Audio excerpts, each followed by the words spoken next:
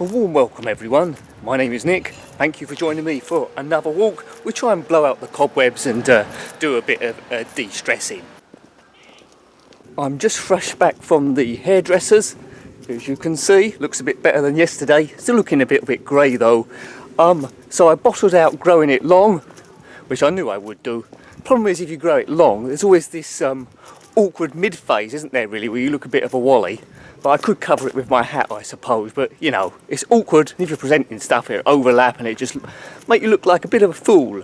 And as you can see, I'm not bald, although I wear a hat a lot of the time. People were suspecting I was bald and covering up a bald spot, but no, that's not the case. I wear hats because I like wearing hats. I have done for years. It's just my thing I got going on.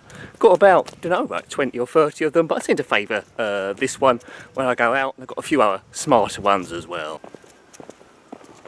On my trip up from the hairdressers to get my hair cut, that's what you normally go there for, I'm surprised by the amount of shops that are closed down in the local high street, and the diversity of the ones that were still there were, well, not too much really.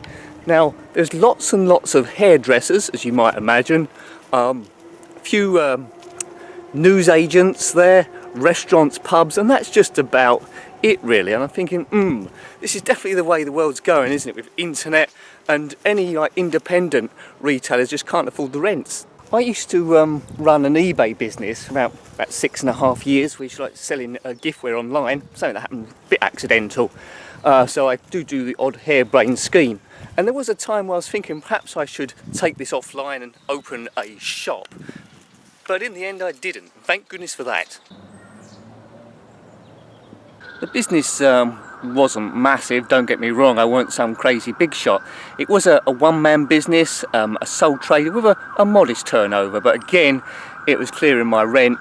For me, it's always about escape rather than getting absolutely rich.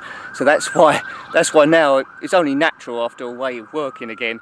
I'm looking for something else, and that's how YouTube has come about. But yeah, I mean, I'm so glad I didn't decide to open a physical shop back in the day, because eBay sort of like crashed. It became a lot more expensive to post items out because the post office changed the sort of like way things are calculated. It wasn't done by size anymore, it was done by weight as well. And the rents would have been astronomical, and I probably would have been bankrupt by now. I don't think my stress could have taken it that much. It's weird, isn't it, how life works out? I believe it doesn't always seem like that. But if you're going through a bad patch, I believe that everything really happens for the best and there's strength for you further on down the line.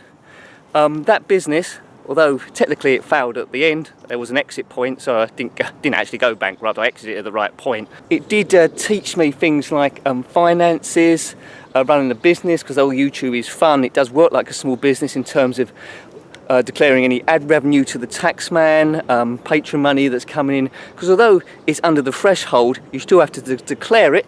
I know probably plenty of YouTubers don't, hoping that HMRC or those relevant tax offices don't notice. They probably won't, to be honest with you. They've got so much work to do, but it's not really worth the risk. So, you know, go onto their website if you are a YouTuber with any income at all, declare what you're earning. You'd have to do a tax return each time, and the likelihood is when you get to the end of it, it will say you don't have to pay any tax at all, and then you're off the books and you're clear. It's a bit of a pain to do each time, but I used to do it every time in my eBay business, and it's something you definitely need to do to keep things above board. Don't want to get a big fine, do you? If you was going to open a shop on the high street, bearing in mind it's really tricky now to survive, there's a few vape shops that have gone up, I don't know how profitable they are, but if you was going to open a shop on the high street that had to survive, what would you actually open? Would you go for a restaurant? Would you go for a hairdresser's? A few charity shops opening up as well. I suppose they get special discompensation on the rent, do they? But you know, it's impossible unless you're a major chain, and I think that's why all high streets across the UK are starting to look roughly the same, and in the end it's all going to be online, isn't it really, which is a bit of a shame, but that's nostalgia as well. You'll say to people, do you remember when you used to actually go in a shop and buy stuff? There was this shop called HMV, you can go up and you picked up vinyl records and you actually saw what they looked like, and you could go something like window shopping and just walk around just filling up the shop and generally wasting people's time. Evolution, you've got to go with it, of course.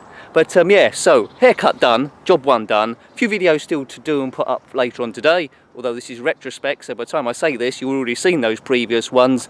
Shops are closing, what's your views on that? And I better walk back because yeah, hoovering needs to be done and all that sort of stuff. So next time, see you later. Njenkin.